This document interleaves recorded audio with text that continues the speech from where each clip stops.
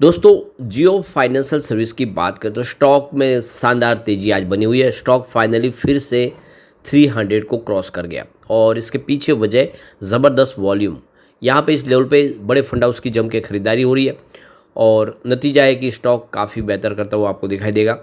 वैसे बाजार आज जितनी शानदार तेज़ी से दौड़ा था उतना ही तेज़ी से नीचे आ गया। प्रॉफिट बुकिंग आज हावी हो गई। ऊपर के लेवल से अगर देखें तो आपको करीब 1000 पॉइंट की गिरावट देखने को मिलेगी और बाजार इस समय सिर्फ 100 पॉइंट प्लस रह गया है।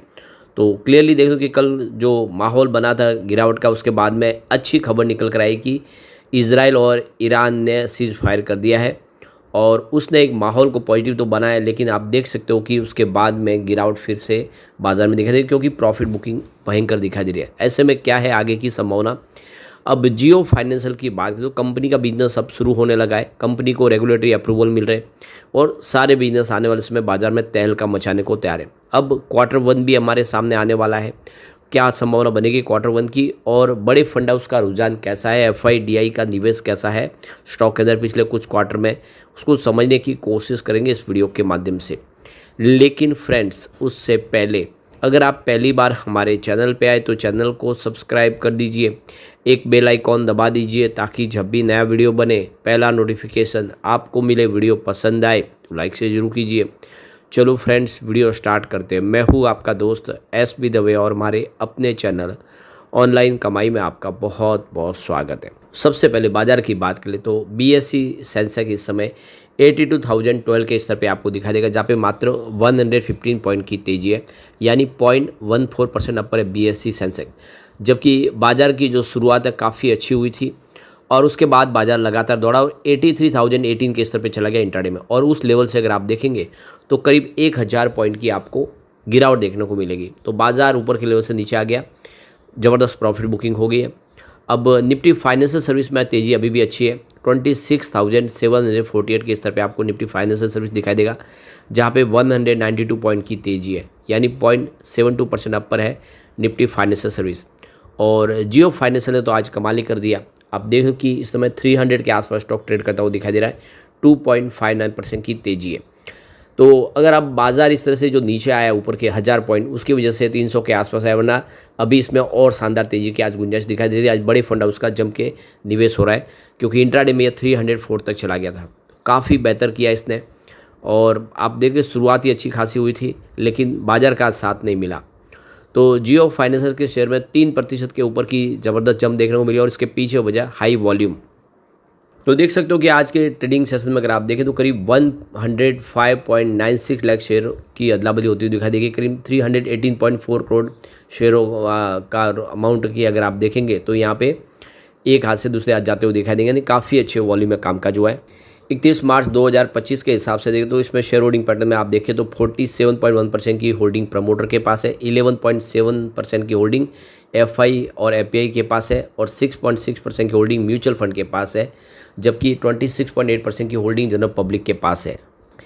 पिछले 3 महीनों में अगर देखें तो स्टॉक ने 30% का पॉजिटिव रिटर्न दिया है और यहाँ पे अगर आप देखें तो पिछले 12 महीने में अगर देखें तो 15% की गिरावट हुई है, यानी ओवरऑल साल भर के निवेश के ऊपर इसने नुकसान पहुँचा है। मार्केट कैप इसका देखें तो 1,92,246 करोड़ का है। तो देखो कि लास्ट वीक की जियो फाइनेंशियल सर्विस ने 7.90 करोड़ इक्विटी शेयर एक्वायर किए 104.54 करोड़ रुपीज़ में जियो पेमेंट बैंक के अंदर, जो स्टेट बैंक ऑफ इंडिया के पास थे। तो स्टेट बैंक ऑफ इंडिया और जियो पेमेंट बैंक ने मिलके बैंकिंग सेवाएं शुरू की थी, लेकिन अब ये पूरी तरह से देख सकते हो कि जियो पेमेंट बैंक के तहत आ गई। इसकी पूरी 100% हिस्सेदारी अब जियो फाइनेंशियल के पास आ गई है। तो ये देखो कि रिजर्व बैंक ऑफ इंडिया की तरफ से 4 जून 2025 को इसकी रजामंदी मिल गई थी और उसके बाद में जियो फाइनेंशियल ने यस बैंक के पास से SBI के पास से अपनी सारी हिस्सेदारी खरीद ली। तो मार्च महीने में ऐलान कर दिया था जियो फाइनेंशियल की तरफ से कि SBI की 17.8% की जो स्टेक है वो लेना चाहते हैं और पूरी तरह से 100% सब्सिडी कंपनी अपनी बनाना चाहते हैं। कंपनी का म्यूचुअल फंड का बिजनेस भी अब शुरू होने लगा। काफ़ी सारे नए प्रोडक्ट लॉन्च करने की तैयारी है। जियो और ब्लैक रॉक मिलके बाजार में छाने को तैयार है बिल्कुल। ऐसे में आने वाले समय बहुत ही शानदार नए यूनिक प्रोडक्ट हमारे सामने आ सकते हैं म्यूचुअल फंड के अंदर।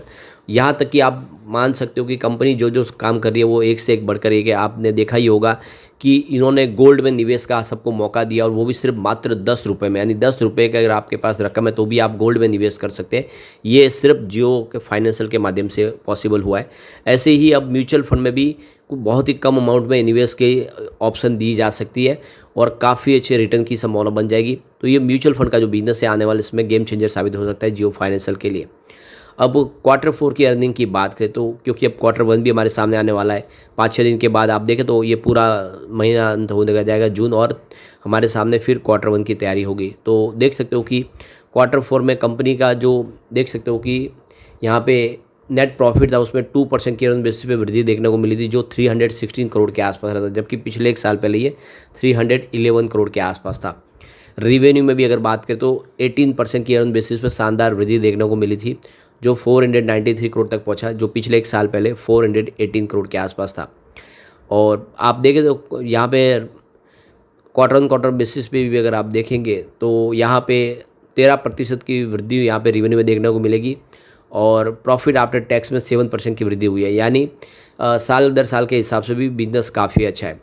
इंटरेस्ट इनकम अगर आप देखें तो यहाँ पे स्लाइटली डाउन रही है, जो 276 करोड़ के आसपास रही है, और कमीशन जो इनकम जो है उसमें 39 करोड़ की वृद्धि हुई है।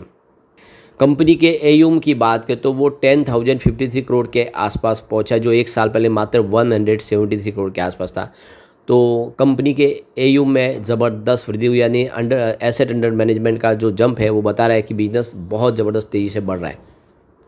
दूसरी तरफ इसके अगर टेक्निकल साइड के हिसाब से देखिए, इसका जो रिलेटिव स्ट्रेंथ इंडेक्स है RSI वो इस समय 58 के आसपास है। तो 30 से नीचे है तो आप समझ सकते हो उसको ओवरसोल्ड जोन में समझते हो, और 70 के ऊपर है तो वो ओवरबोट जोन में होता है। फिलहाल ना ये ओवरसोल्ड जोन में ना ओवरबोट जोन में है। स्टॉक इस समय करंटली अगर आप देखें तो 20 डेज, 50 डे, 100 डे और 200 मूविंग एवरेज से आपको ये देख सकते हो कि ऊपर ट्रेड करता हुआ दिखाई देगा। यहाँ पे देखो कि मई महीने में म्यूचुअल फंड ने भी अपनी होल्डिंग ज़बरदस्त बढ़ाई है, उनका भरोसा बना हुआ है और निवेश काफ़ी ज़बरदस्त बढ़ा दिया है। तो ये क्लियरली देख सकते हो कि यहाँ पे 95 ऐसे म्यूचुअल फंड्स हैं जिन्होंने जियो फाइनेंशियल में जम के खरीदारी की है मई महीने में, तो काफ़ी सारा निवेश हुआ है। वैसे 49 म्यूचुअल फंड ऐसे भी है जिन्होंने एग्जिट ले लिया है, लेकिन उनका आंकड़ा काफ़ी कम है, यानी आधा है। जितने बिकवाली करने वाले उसके सामने खरीदारी करने वाले डबल है, जो इशारा कर रहे हैं कि आने वाले समय जियो फाइनेंशियल कमाल कर सकता है, और क्यों ना हो इसका बिजनेस ही पूरी तरह से गेम चेंजर है।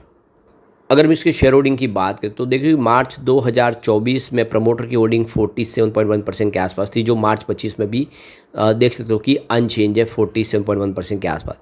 लेकिन यहाँ पे एफआई की होल्डिंग काफ़ी ज़्यादा कम हुई है, क्योंकि मार्च 2024 में 19.5% की होल्डिंग थी, जून में घट के 17.6% हुई, सितंबर में ये घट के 16.9% हुई, और दिसंबर में घटते हुए 15.6% पर आ गई, और मार्च 2025 आते ये 11.7% हुई, यानी लगभग आधी हो गई पिछले एक साल में एफआई की होल्डिंग।